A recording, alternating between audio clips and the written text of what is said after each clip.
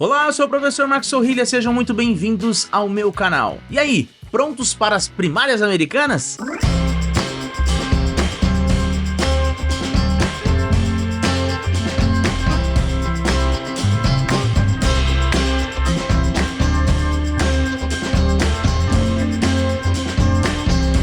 Na próxima segunda-feira teremos o início das primárias americanas com o caucus republicano de Iowa. Para quem ainda não viu, no começo da semana eu fiz um vídeo aqui no canal explicando como funciona o sistema de primárias lá nos Estados Unidos. Então no vídeo de hoje eu vou falar quem são os nomes que estão concorrendo nas primárias republicanas e aproveitar para fazer algumas projeções sobre o início desse processo, beleza? Então eu já peço que você deixe um like no vídeo, se inscreva no canal caso não seja inscrito, caso não seja inscrita, e compartilhe o conteúdo com os seus amigos e amigas. Lembrando que a melhor forma de acompanhar as eleições americanas de 2024 é aqui no canal do Sorrilha.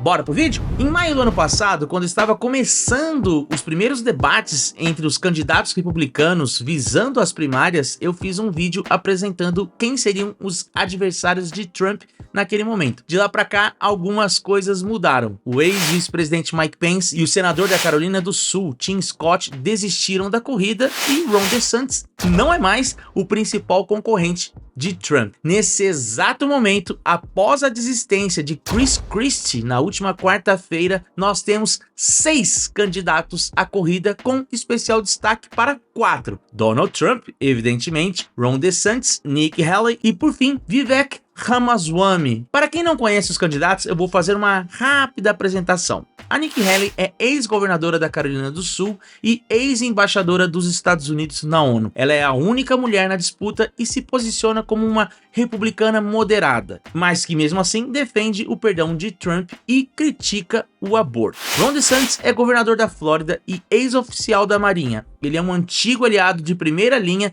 de Donald Trump e tem ideias radicais sobre imigração, educação, raça e gênero. E por fim, Vivek Ramaswamy, que é um empresário do ramo da biotecnologia e autor do livro Woke Inc., que critica o ativismo social das grandes corporações. Ele é filho de imigrantes indianos e se opõe ao que ele chama de cultura do cancelamento e a seita religiosa dos ambientalistas. Além deles, claro, nós temos Donald Trump, que dispensa apresentações. Aliás, Trump é o franco favorito e passou os últimos meses fazendo comícios e dando entrevistas para a Fox News como se ele já fosse o presidenciável. Por conta disso, nesse mesmo período das aparições de Trump, os candidatos traçaram suas estratégias para se posicionar como sendo um anti-Trump. Ramaswamy, por exemplo, tenta se vender como uma espécie de Trump 2016 ou retorno. Ele é um empresário, outsider, que ajuda a difundir agendas negacionistas sobre o clima, vacina e o racismo. Teve relativo sucesso nos debates, é verdade, o público gostou do que viu,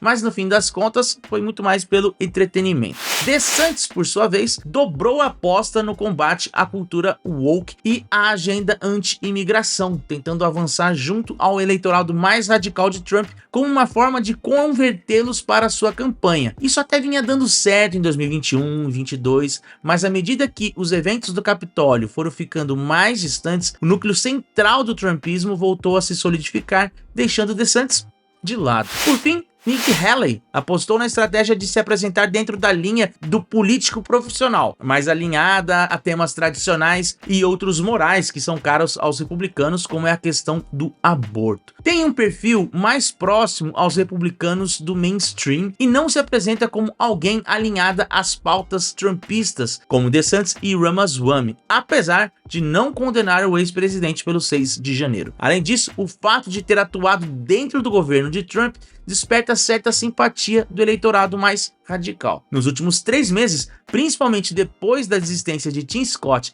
e Mike Pence, outros que também iam por essa linha de políticos profissionais, a campanha de Haley incorporou e ela é, então, a principal adversária de Donald Trump. Na última pesquisa feita para as primárias de New Hampshire, ela aparece a 7 pontos atrás de Trump. Mas sejamos sinceros, será que ela tem realmente alguma chance? Como escreveu o excelente professor Carlos Poggio em seu Twitter, existe algo em torno de apenas 10% de que Trump não vença as primárias e não seja o candidato dos republicanos à presidência. E dentro desses 10%, o nome de Haley é o protagonista. Vamos dar uma olhada no que ele escreveu. Se a pesquisa que mostra a distância entre Haley e Trump em New Hampshire em apenas 7 pontos estiver correta, isso pode representar um desafio para o ex-presidente. Se ela tiver um desempenho bom em Iowa, um sólido segundo lugar, as atenções voltam para ela. Outros candidatos podem desistir da corrida nesse momento. A narrativa que se centrava em Trump contra uma massa de outros candidatos mudaria. Seria Trump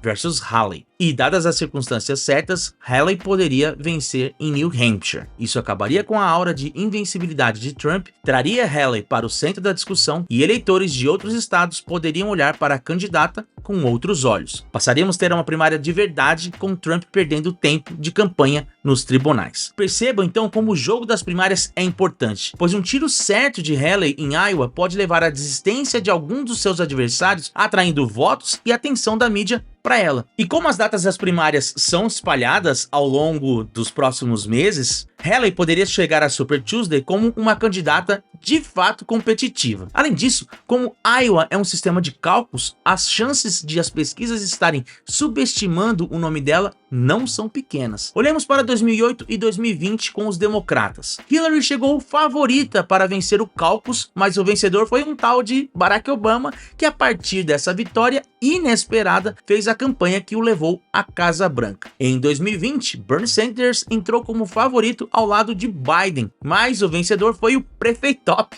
Pete Buttigieg, que aparecia em terceiro lugar. E ainda acrescentemos duas coisas que o professor não disse. Primeiro, depois de Iowa vem 2 debates em New Hampshire que não terão a participação de Trump e podem servir para Haley se fortalecer. Segundo, como aparece no próprio post do professor, Trump vai perder muito tempo das suas campanhas nos tribunais, e nunca é demais lembrar que ele tem 5 processos movidos contra ele com mais de 91 acusações. Dê só uma olhada nesse calendário aqui. Um dos julgamentos contra Trump terá início no mesmo dia do caucus de Iowa, e outros 2 na véspera da Super Tuesday, onde quase 50% dos votos republicanos estarão em disputa. Lembrando que dos 5 casos contra ele, esses 2 na véspera da Super Tuesday são os mais importantes. Um é sobre a sua participação no 6 de janeiro e o outro sobre a tentativa de mudar o resultado das eleições de 2020 na Geórgia. Será então que esses julgamentos, sendo divulgados massivamente na imprensa, não influenciariam no voto dos eleitores, principalmente se a disputa estiver de fato polarizada com a Nikki Haley? Ou então,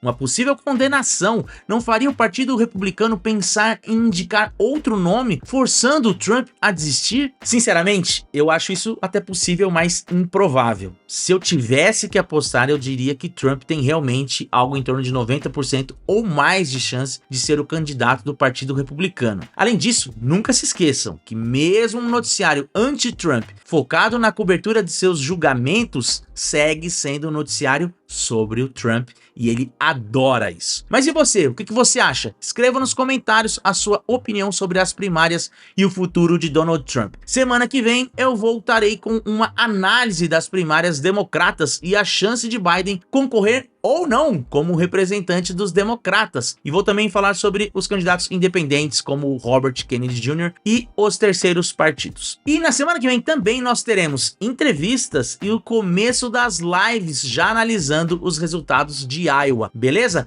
Então se inscreva no canal caso não seja inscrito, caso não seja inscrita, ative o sininho das notificações para não perder as novidades que eu posto aqui no canal e compartilhe esse vídeo com os amigos. E se você realmente curte o meu trabalho, considere deixar um mimo no botão valeu do YouTube. Espero que tenham gostado do vídeo. Nos vemos no próximo. See ya!